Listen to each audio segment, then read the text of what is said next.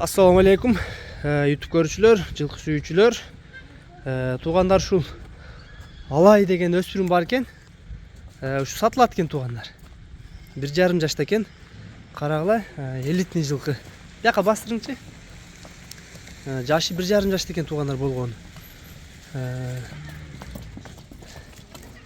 1-2 жолу минилген туугандар, мингиге 1-2 жолу үйрөтүлгөн. Бою 1,63 см. Машалла. Сын мүчө баш туугандар, скоросту дагы 5-ны, буну анан бир бошко үйрүп дагы көрсөтөбүз.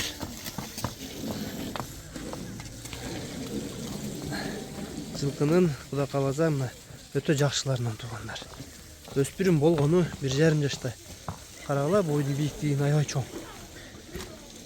4 казыгы, ден соолугу бардыгы жакшы туугандар. Бастырыңчы.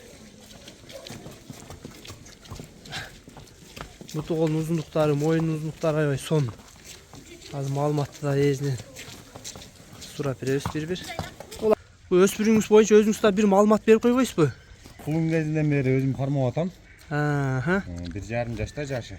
1-2 жолу үйрөтүп койдук. Жаңы мингиби? Жаңы минги. 1-2 минил да? Ооба. Кулун кезинден бери өзүңүз багасыз? Өзүм багам ушуну. Жылкынын 2022 деген табырозу бар. 22 экен да? Көкүрөктөрүн карагыла. Буттун тунуктугу таза туугандар. 4 казыгы тең. Туяктары эч бир жеринде мына айып жок. Буттары мына көрсөңөр. Адамга да аябай жоош экен. Бастырыңчы бир.